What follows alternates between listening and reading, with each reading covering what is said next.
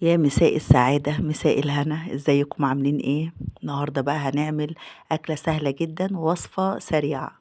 هنعمل رز الريزو في البيت بتاع كنتاكي، بس احنا هنعمله في البيت بطريقة سهلة واقتصادية. على قد ما نقدر بنعمل كل حاجة اقتصادية. يلا بينا بقى نشوف الطريقة. لو أول مرة تشوفوا قناتي أنا سماح، لايك وشير لو عجبكم الفيديو. يلا بينا. أول حاجة أنا جبت حلة وحطيت فيها 3 معالق زيت، ومعاهم معلقة سمنة أو معلقة زبدة، المتاح. مفيش سمنة أو زبدة مش مشكلة، ممكن نستعمل الزيت بس. وبعد كده بقى هنزل بمعلقتين سكر عشان نكرمل السكر بقى مع البصل. هتدي طعم جميل جدا التكة دي. نقلب كده السكر مع السمنة ومع الزيت، وبعد كده ننزل بالبصل بتاعنا، بصلاية كده حلوة ننزل بيها على الزيت، مقطعاها قطع صغيرة بالشكل ده. أكلة كده مغمسة نفسها، سهلة وسريعة واقتصادية، وطبعا كل الولاد بيحبوها.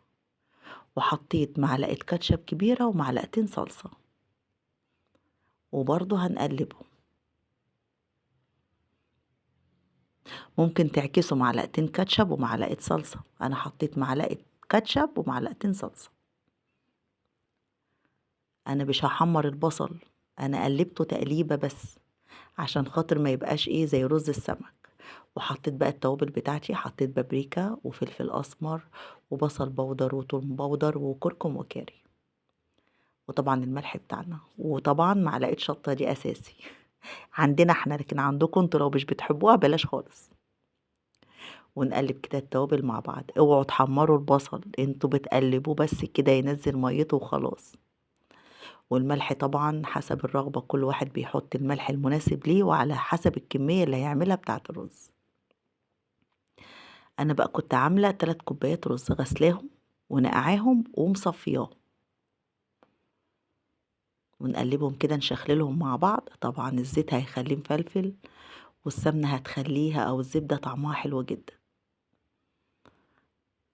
ان ما مش عايزين تحطوا سمنة بلاش. بصوا كده انا شخللته وقلبته بالشكل ده. بعد كده بقى هنزل ب3 كوبايات مية مغلية.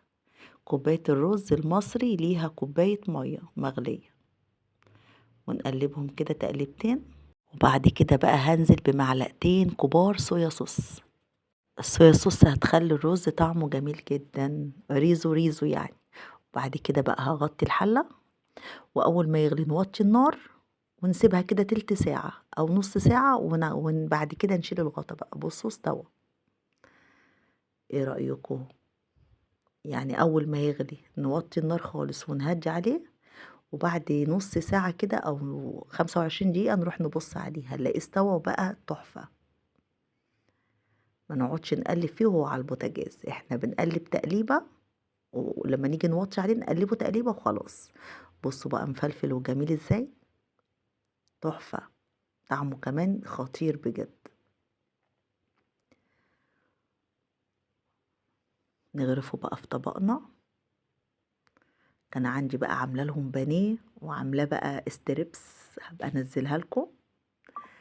جميل جدا جدا جدا. قطعتها قطع صغيرة وحطيتها بقى فوق الطبق، كل واحد طبقه كده عليه قطعة البانيه بتاعته.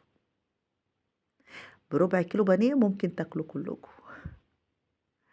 وعليه بقى حبة مايونيز ما اقولكوش. بصوا الرز مفلفل وجميل ازاي. اتمنى بقى ان الوصفة بتاعتي تكون عجبتكم، وان طريقتي تكون عجبتكم، وان عجبتكم الوصفة وعجبتكم الطريقة. اعملوا لي بقى لايك وشير، وفعلوا زر الجرس واشتركوا في القناة علشان يوصل لكم اي حاجة جديدة اعملها. والسلام عليكم ورحمة الله وبركاته.